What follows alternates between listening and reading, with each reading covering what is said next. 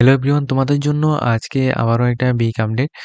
এই আপডেটটা হচ্ছে যারা স্বাস্থ্য দপ্তরে অর্থাৎ Tripura health and family welfare development government of ত্রিপুরার মাধ্যমে তোমরা যারা এমপিডাব্লিউ পোস্টের মধ্যে অ্যাপ্লিকেশন করেছিলে, ঠিক আছে? এমপিডাব্লিউ পোস্টে অর্থাৎ মাল্টিপারপাস ওয়ার্কার এই পোস্টের মধ্যে যারা অ্যাপ্লিকেশন করেছিলে, তোমাদের সবার জন্য একটা খুবই গুরুত্বপূর্ণ আপডেট।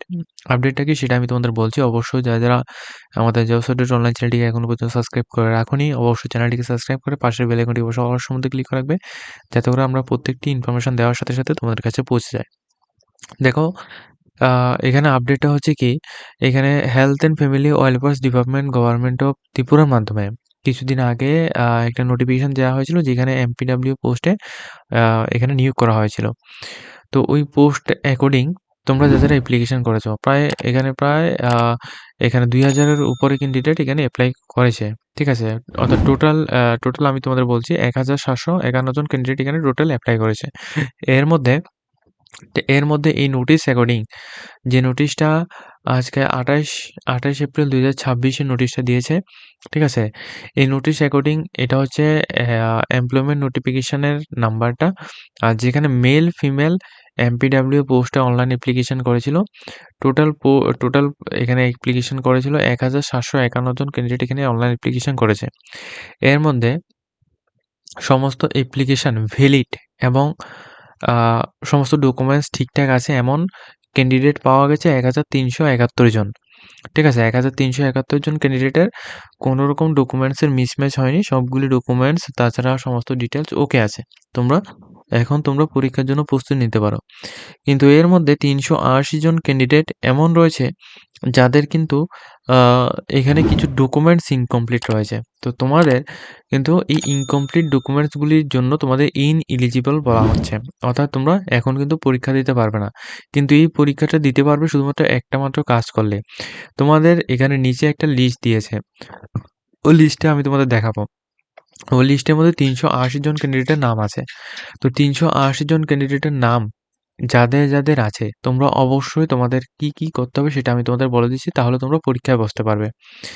দেখো, এই ৩৮০ জন ক্যান্ডিডেট তোমরা যারা রয়েছো, তোমাদের এখানে 4 ওয়ার্কিং ডেজ অর্থাৎ ৪ দিনের মধ্যে ৩০ তারিখ থেকে ৩০/৪/২০২৬ থেকে ৩০ এর পরে তোমাদের যে তারিখগুলি রয়েছে, ওই তারিখগুলির মধ্যে ওয়ার্কিং ডেসে মনে রাখবে, এখানে স্যাটারডে, সানডে কাউন্ট করা হবে না, প্লাস কোনো হলিডে থাকলে ওইটা কাউন্ট করা হবে না। ওইটা অ্যাকর্ডিং এক্সটেন্ড করে তোমরা তোমাদের ডকুমেন্টসগুলিকে অনলাইনে আবার সাবমিট করতে হবে। কি সাবমিট করবে? তোমাদের দেখো এখানে কি বলা হচ্ছে, যদি তোমরা এটি সাবমিট করে থাকো সেক্ষেত্রে তুমি এখানে আপকামিং যে রিটেন এক্সামটা হবে, ওই রিটেন এক্সামের মধ্যে তুমি বসতে পারবে। আর এই অনলাইন এর মাধ্যমে তোমাদের যে ডকুমেন্টসগুলি সাবমিট করবে সেটা কিন্তু সম্পূর্ণ health and family welfare department government of ত্রিপুরার অফিসিয়াল ওয়েবসাইটের মধ্যে করবে। অর্থাৎ তুমি যে পোর্টাল থেকে অ্যাপ্লাই করেছো ওই পোর্টালের মধ্যেই তুমি করবে। আমি একটু পোর্টাল লিঙ্কটা দেখিয়ে দেবো। এখন কি ডকুমেন্টস? প্রথমত হচ্ছে তোমাদের registration certificate for ANM course issued by Tripura nursing council, এটা একটা। আর সেকেন্ড হচ্ছে তোমাদের এখানে বলা হচ্ছে এটা Tripura state diploma in nursing examination board. অর্থাৎ তোমাদের ত্রিপুরা এএনএম কোর্স যে তোমরা এখানে করেছো ত্রিপুরা নার্সিং কাউন্সিলের আন্ডারে, তো ওইটার রেজিস্ট্রেশন সার্টিফিকেশন যেটা তোমাদের রয়েছে ওইটা তোমাদের অবশ্যই দেখাতে হবে। অথবা তুমি ত্রিপুরা স্টেট ডিপ্লোমার যে তোমাদের এখানে নার্সিং এক্সামিনেশনটা তুমি এখানে বসেছো ওইটার ডিটেলস তোমাদের এখানে দেখাতে হবে। দ্বিতীয়ত হচ্ছে তোমাদের পিআরটিসি দেখাতে হবে। তৃতীয়ত হচ্ছে এইজ প্রুফের জন্য তোমাদের মাধ্যমিকের এডমিট কার্ড অথবা বার্থ সার্টিফিকেট যে কোনো একটা তোমাদের দেখাতে হবে। এই ৩টা ডকুমেন্টসের জন্যই কিন্তু এই যে ৩৮০ জন ক্যান্ডিডেট রয়েছে, এই ৩৮০ জন ক্যান্ডিডেটের নামটা আবার কিন্তু রিটার্ন এসেছে। তোমাদের আবার ডকুমেন্টস ভেরিফিকেশন করতে হবে। এই ডকুমেন্টস ভেরিফিকেশন কিন্তু সম্পূর্ণ অনলাইনে হবে।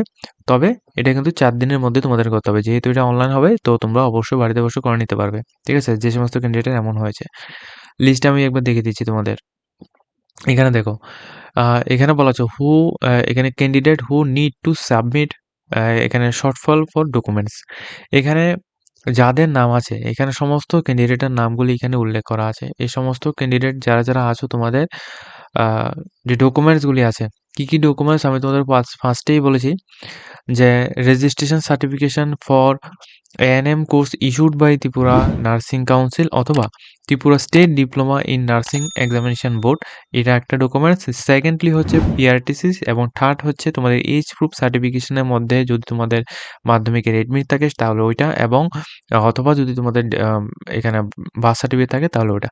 এই ডকুমেন্টসগুলি তোমাদের সাবমিট করতে হবে। এই ডকুমেন্টসগুলি সাবমিট করলে তারপরে কিন্তু তুমি, যদি তুমি এখানে এলিজিবল ক্যান্ডিডেট লিস্টের মধ্যে আবার তোমাদের নাম আসবে আশা করে, ওই লিস্টের মধ্যে তোমাদের যদি নাম থাকে সেক্ষেত্রে তুমি রিটেন এক্সামের মধ্যে তুমি বসতে পারবে, আদারওয়াইজ তুমি বসতে পারবে না। এমন অনেক ক্যান্ডিডেট আছে যাদের কিন্তু সমস্ত ডকুমেন্টস এখানে প্রায় ঠিক আছে আমরা আমাদের ইনফরমেশন অ্যাকর্ডিং, কিন্তু তবুও কিন্তু এমনটা হচ্ছে যে লিস্টের মধ্যে তাদের নাম চলে এসেছে ইনএলিজিবল বলে। তোমাদের ডকুমেন্টস ভেরিফিকেশন করতে হবে। তো অবশ্যই তোমরা আবার ভালোভাবে এখানে চেক করে তারপর ডকুমেন্টস ভেরিফিকেশন করবে। হয়তোবা কোথাও কোনো জায়গায় তোমাদের একটা ভুল হয়েছে এইজন্য, বা সার্টিফিকেশনের মধ্যে কোনো জায়গায় একটা ভুল হয়েছে তোমরা এইজন্য কিন্তু তোমাদের এমনটা হচ্ছে। ঠিক আছে? তো এই ডিটেইলসগুলি তোমাদের অবশ্যই লক্ষ্য রাখবে। তো ত্রিপুরা স্বাস্থ্য দপ্তর থেকে এই যে নোটিফিকেশন দিয়েছে, এই নোটিফিকেশন তোমরা অবশ্যই সবার সাথে শেয়ার করবে যাতে করে প্রত্যেকটা ইনফরমেশনগুলি অন্যান্য সমস্ত স্টুডেন্টদের কাছেও পৌঁছায়।